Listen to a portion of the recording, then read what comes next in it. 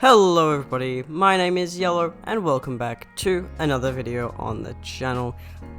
Just a quick notice, sorry for a bit of the inactivity with uploading. It's basically my last week of school holidays, so I'm going to be trying to upload as much as possible before school starts back up again. But yeah, so I hope to see you guys watching more of my videos. Anyway, today we're here on ReactOS. Now, ReactOS is meant to be an open source and competitor to Windows. So, if you don't like Microsoft and you don't want them to control Windows, ReactOS is trying to fix this by making an open source version so they give what the people want. Now, this OS is very old. In fact, it's over 20 years old. However, it is still in alpha. So, it is still very buggy, and even when installing this VM, I encountered multiple problems, and most of them I cannot fix. So, anyway, today I want to take a look at it, and if you guys do want to install it, just on your own computer, just make sure that things might not go to plan, sound might not work or whatever. There still is a lot of issues with it, so we might have to wait it might be quite a while until they actually get this to a stable version.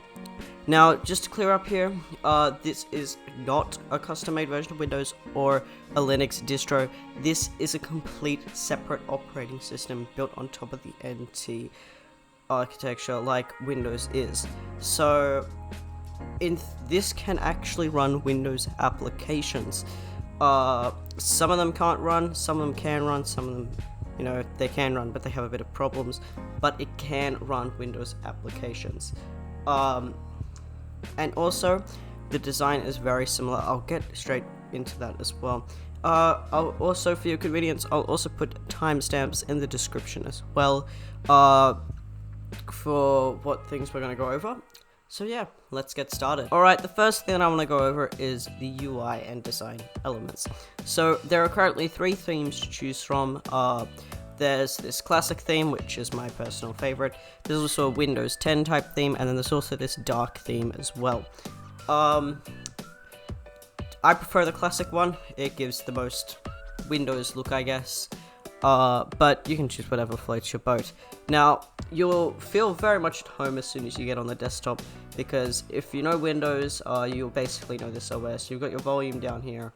Right next to it is your charging counter thing here. Charging counter thing. This is your network connection thing, so this shows your network connectivity speeds and how long you've been connected for. And that's your keyboard layout, and this is the time. So, on the desktop, it's just a plain blue background. You can change it, of course. And you've got, this is very much old style, so you got my computer, my documents, my network places, and your recycle bin, applications manager, command prompt, Firefox, and then there's also a README file, which shows you a bit about the operating system, like what is ReactOS, and yeah. Same with Windows, the start menu's here. This looks a lot like the old style Windows 95 start menu. It basically is. You've got run down here, you've got your log off, shut down, your programs are here, or organized in folders, so accessories, administrative tools, games, startup, WinRAR, I'll get into that later on. And then you've got your applications manager and your explorer. Now, I'll go to your Explorer. So your Explorer is basically, well, your Windows Explorer. This looks a lot like the classic one that you can get on Windows 7 and everything below that. It's much like what it is on Windows 10. You've got these little buttons that expand it, and it is very easy to get a hand of. It is much like normal Windows. You see everything works here. It's all good and very easy to pick up. Another thing that you can do is about customization. There's a lot of things that you can do. They have plenty of wallpapers, and they've also got screensavers. Some of them are the same, some of them are different. So you got circles. Sorry. Matrix screensaver. That's pretty cool. Starfield. There's all kinds of stuff. They've even got the 3D text one as well. As you can see here, this operating system is very buggy because right now I can't change the screensaver anymore, as you see here. So yes, this is still very experimental, and the operating system has frozen on me. Yep. I'll be back in a second, guys. Alright, so we are back from that. I had to restart the virtual machine. It fully froze. So that just proves the point that this is still very experimental. But yes, everything is, you know, very much like Windows, as you see here. This is a lot like Windows 95 here. It does depend on what theme you're using. It does change it around a bit. But as you see here, it all comes up. It's very similar. So if you are familiar with Windows, or you know Windows very well, it's very easy to pick up. So this would be a very good system, let's say, if you're coming off from Windows 7, because Windows 7 only lost support not that long ago now. So you could use it to move from Windows 7 to this. I'll go over the specifications a bit later. But yeah, that's the design and UI, and to be honest, it does a really good job of looking like Windows. Alright, so the next thing that I want to talk about is application, and specifically application support. So the first thing that you'll notice is that .exe files work. That means, that you can install any program that you want and it'll work fine. No. A lot of the programs, they can run, but they do have certain issues with some things. That's why they went out and created this applications manager. So in here you can also uninstall and update the applications, but the most important thing, you can download applications that are approved and checked to work. So let's just say, what do we want to download here? We're gonna go with LibreOffice. And as you see here, we're going to go for the later version. As you see here, that's the older version. So we're going to go for the later version here. All you have to do is press this button, which installs it. And now it will start downloading it and installing it. Now, this is a big application, so this will probably take some time. So we're actually going to cancel that. But you install it and it automatically does the setup process for you, so you don't have to go to install it. It automatically selects everything. So as you see here, Firefox works completely fine. This is an older version of Firefox because the newer versions, unfortunately, do not work. Well, they do work, but they have stability issues. Like with this version of Firefox, there's no X buttons out here, so you always have to, you know, do it down here. Not that big of a deal, but like I said, the new versions of Firefox, it came up now. That's weird.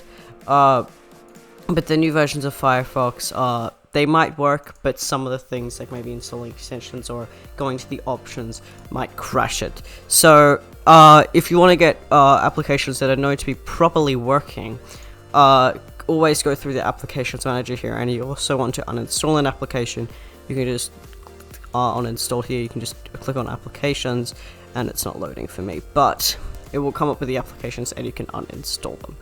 It's because I have this in. So as you see here, if I wanted to uninstall that, I can just press programs and then uninstall. Now, just because I'm saying, all the applications don't work, you have to do it through the application manager. Some applications still work from the internet.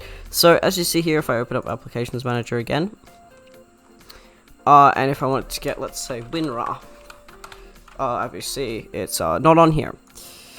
But just because it's not on here doesn't mean the application will fully work. In fact, some applications will work flawlessly without any problems. They just haven't put them on here yet. And like I said, they can't look at every single application on the internet and say, this one works or this one doesn't.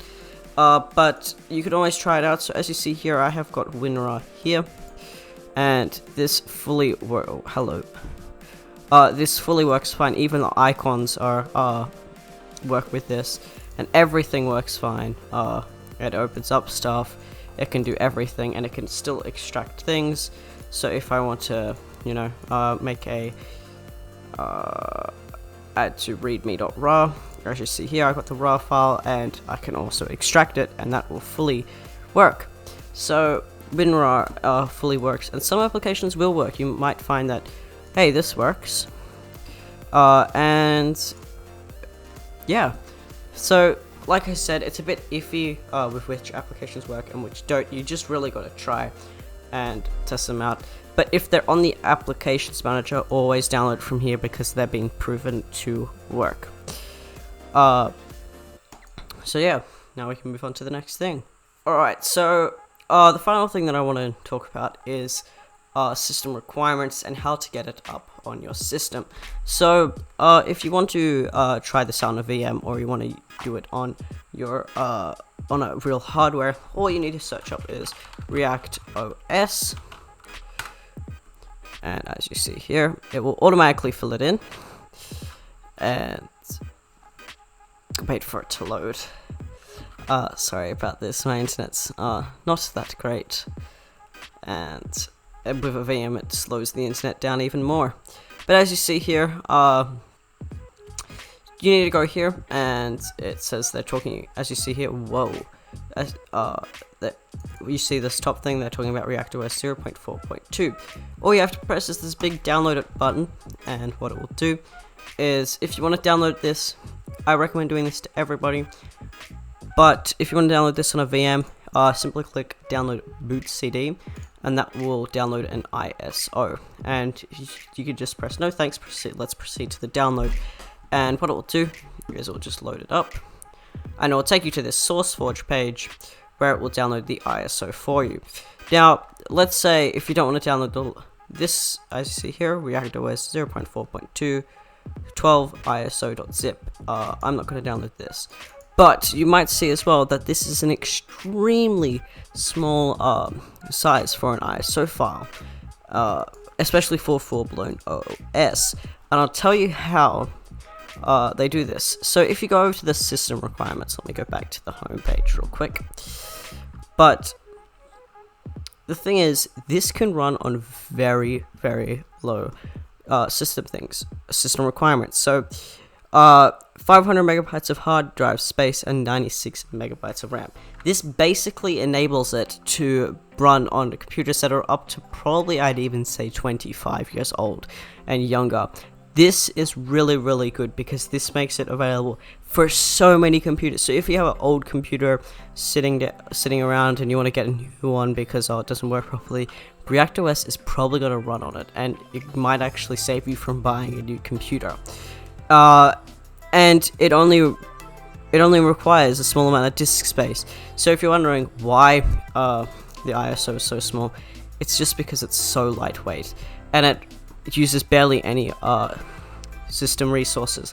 So right now I am running this on a 1 gigabyte RAM, 1 gigabyte of RAM, and I'm pretty sure it's a 1 gigabyte hard disk too, and on a VM, because any other things will make ReactOS break on VMware, but it works flawlessly. I haven't had experienced any hanging, except from before when we tried to do the screensaver thing. I had to restart the computer then, but everything else has worked completely fine, and I think that's really what ReactOS sets it from other operating systems apart. It's way lighter than Linux, and it's definitely lighter than Windows, so you can basically, it can basically run on anything, and that's what makes it very, very, very good. Now, another thing that I want to talk about is the installation process. Now, if you guys do plan on installing this on VMware, there will be a few issues. Sound will not work, fortunately, and also VMware Tools does not work. I have tried that. Fortunately, though, you can still customize the display settings, if I can find it. Where is it? Display, there it is. The settings can still be put up. It goes that's just natively supported, which is really nice. So as you see, I got it on 920 by 1080 at the moment. So that's really nice, but unfortunately a few things will not work with VMware. Like I said, sound doesn't work, stability is not that great, and it has to be run on 1 GB of RAM, and I'm pretty sure it's either a 10 GB hard disk or a 1 GB hard disk. I don't know. It won't show it here, no. It won't. As you see here, and the CPU, I'm pretty sure there's special settings for the CPU. If you guys want, I can make an installation guide on this, if you guys are having problems. So if you guys do want an installation guide, put it in the comments. Now if you're installing this on real hardware, you can burn the ISO to a CD or a USB, and you can just install it on there. But like I said, performance will vary, and drivers will vary too. Some drivers might work, it might be working completely fine for you. You might have audio, you might have graphics, everything will be working. And for some people, it can just be crazy. Audio doesn't work, it doesn't support the display drivers are all off. It just really depends. It's like I said, it's still extremely alpha stages, although it is so old. It is still in alpha stages, so like I said, performance definitely varies on this. But other than that, this is an amazing operating system. The people who work behind this have done an amazing job.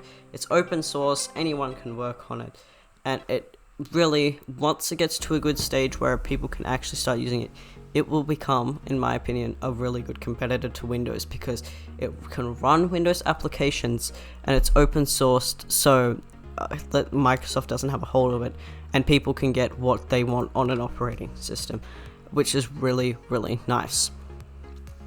Alright, so thank you guys for watching. Like I said, I'm going to be seriously trying to upload a lot this week, because like I said, it's the last week of holidays for me, so I'm going to really try and push out videos before the school period starts. I will try and make an upload schedule for when the school period starts, hopefully once a week. However, it really depends on how much homework I have. Other than that, guys, thank you so much for watching. If you liked the video, give it a like, and although I may not upload that much, please hit the subscribe button, it's always nice. Thank you guys for watching, and I'll see you in the next video. Laters.